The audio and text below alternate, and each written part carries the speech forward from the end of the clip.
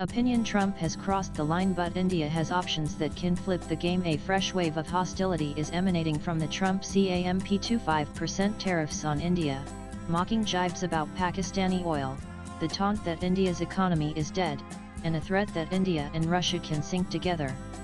This messaging signals a deeper frustration within the Trump team over India's refusal to bend. Trump's tariff attack reeks of sour grapes. India has proven to be a tough negotiator, clear in its red lines and unwilling to compromise on core interests. Trump's tactics of shifting goalposts, last-minute buy-10 switches, and playing the bully have hit a wall. The tariff announcement came just as India successfully launched NISAR, the largest joint mission between ISRO and NASA.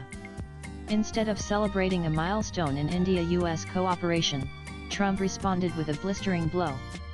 The move was not without precedent. Similar tactics were used with Japan and the EU.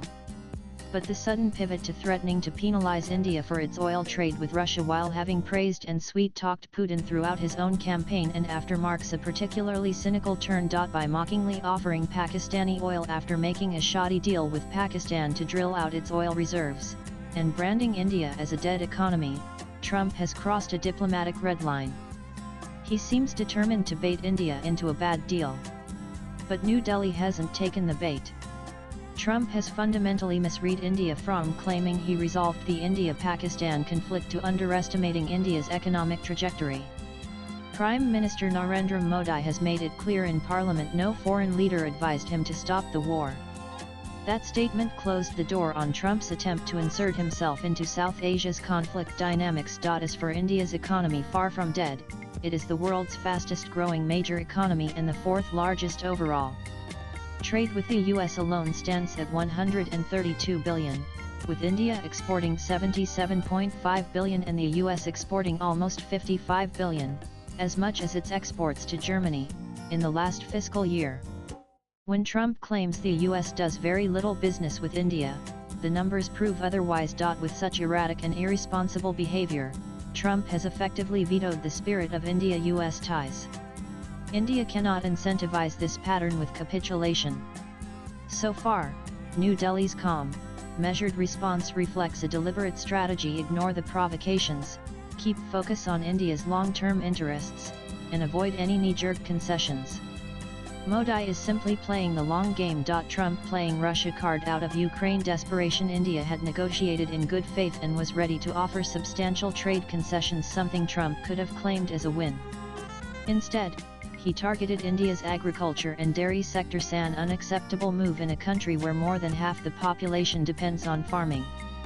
Worse still, he kept shifting goalposts, and ultimately, he injected Russia into the mix at the 11th hour, demanding that India halt oil purchases or face unspecified penalties. His abrasive tactics go beyond just the trade deal and have inflicted long-term damage on trust in the India-US relationship.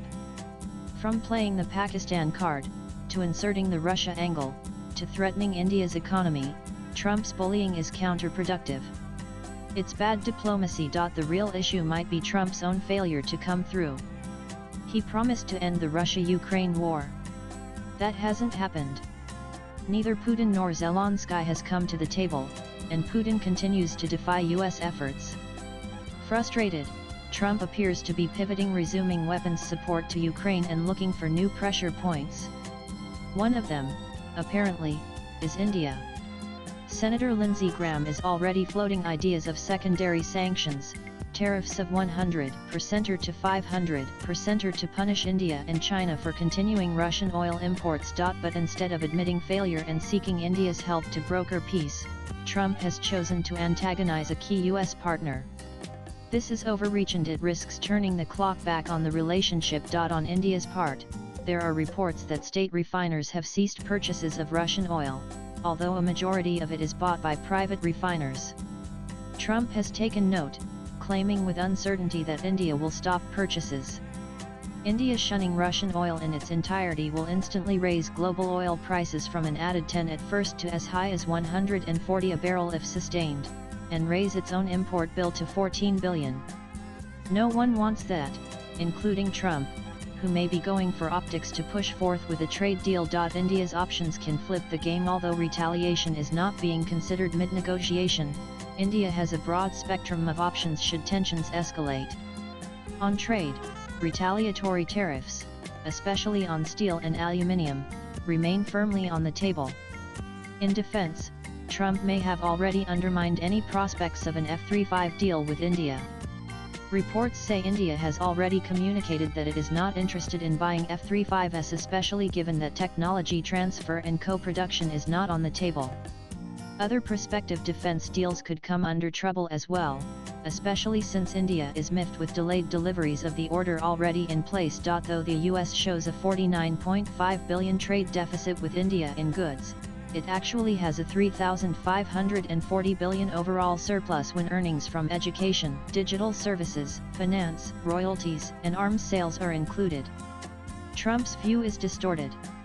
Putting these factors on the table may change his mind. For Trump, the trade grievance is all about goods and no services, but that's where India can hit back hard, from imposing added duties on US tech giants to tightening antitrust rules, raising penalties, and pushing data sovereignty legislation.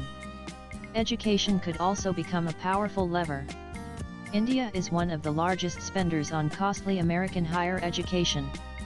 Redirecting this investment, either by retaining talent and capital within the country or shifting focus to nations that respect Indian interests, would serve India's long-term strategic goals.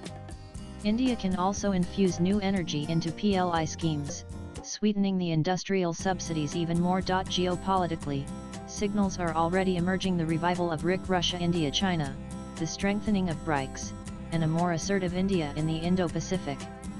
If the current trajectory continues, the Quad may face an untimely and bitter end. While US support has proved transient, the Chinese threat is permanent. India can work with partners like Japan, Australia, Indonesia, and the Philippines without being drawn into a zero-sum great power rivalry.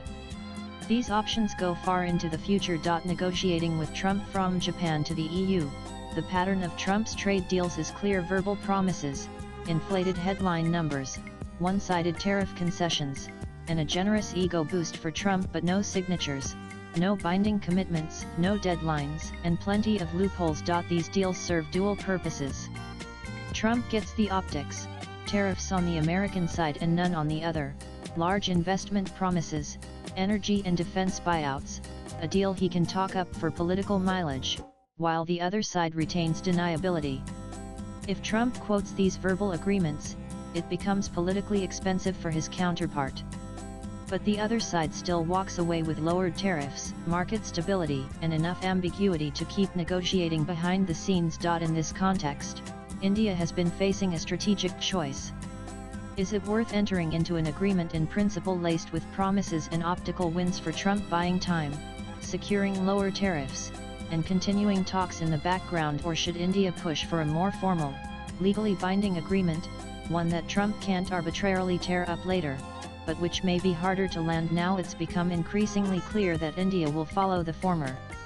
If the president ultimately climbs down, which is likely given his pattern and style, the 25% rate may be lowered. Swipe left for next video. The core realization across capitals is that, for Trump, tariffs are not just a negotiating tool, they are the goal. He wants tariffs for domestic reasons, to boost revenue, cut trade deficits, bankroll future tax breaks, and revive American industries. His administration openly celebrates tariff collections, viewing them as a cash windfall for the Treasury. An amount of $150 billion has already been collected. Japan and the EU may have reached their limits. But India, less reliant on exports, has been more patient for now. And perhaps that is why Trump has been using larger geopolitical threats and putting strategic pillars of India-US ties at risk. The latest salvos make negotiation tougher. While there is still time for the US president to recalibrate and repair the damage, the mistrust he has seeded will linger well beyond any short-term agreement. Latest blogs.